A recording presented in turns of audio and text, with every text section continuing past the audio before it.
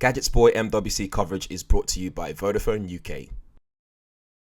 Samsung just announced 3 new devices: the Samsung Galaxy S10, the S10 Plus, and the S10e. What the E stands for is unknown, but it will be the cheapest of the 3 devices. With 5G launching this year, there's also a 4th 5G version with a bigger 6.7-inch display. First up, the S10e as a 5.8-inch 19:9 Full HD Plus Dynamic AMOLED display with no curved edges, so it's quite flat.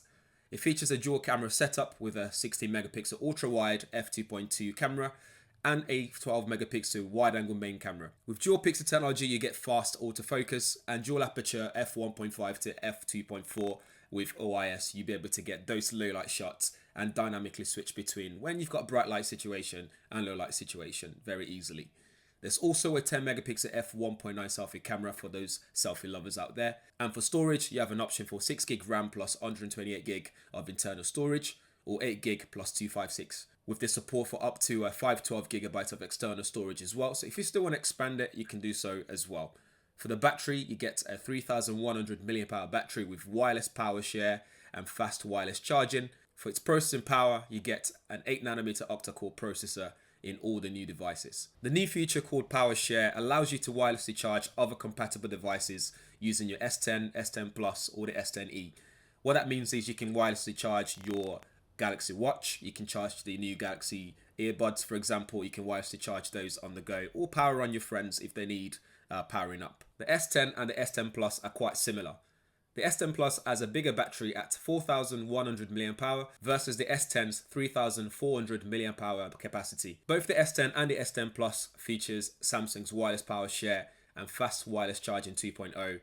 You also get that embedded ultrasonic fingerprint reader as well, which Samsung says should be a lot more accurate. You'll be able to use it when it's wet, for example, or just in harsher conditions. Where they also differ though is the S10 is smaller with 6.1-inch display and the S10 Plus has a 6.4-inch display, both curved at the edges and offer a 19:9 aspect ratio. Elsewhere, they both have a triple camera setup on the back, so you get 12 megapixel wide angle lens with dual pixel and dual aperture, 16 megapixel ultra wide angle lens and a 12 megapixel telephoto lens with optical image stabilization. On the front, the S10 Plus uses a dual pixel 10 megapixel plus and 8 megapixel depth sensing lens, while the S10 uses just one dual pixel 10 megapixel lens. The Samsung Galaxy S10 Plus comes in 3 storage variants. The first 2 comes in 8 gig of RAM, so you get option to have 128 gig of internal storage or 512 gig. And for the first time, you get a 12 gig RAM variant with 1 terabyte of internal storage. You can still expand all of them by up to 512 gigabytes using a micro SD card. The 2 bigger versions are only available in ceramic white as well. The S10 is available in 128 gig or 512 gig of internal storage, both with 8 gig of RAM. And for battery, the S10 has 3400 mAh capacity, with the S10 Plus coming at 4100. While I'm excited about the S10 Plus in particular, the 5G S10 is even more exciting. Besides its slightly bigger display, it has a bigger 4400 mAh battery and a super fast wireless charging as well. And as the name suggests, there's also a 5G connectivity version as well, and I'm excited about that. Anyway guys, do let me know what you think in the comments below.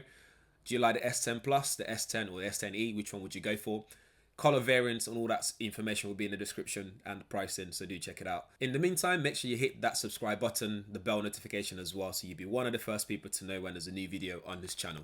Thanks for watching. Catch you guys in the next one.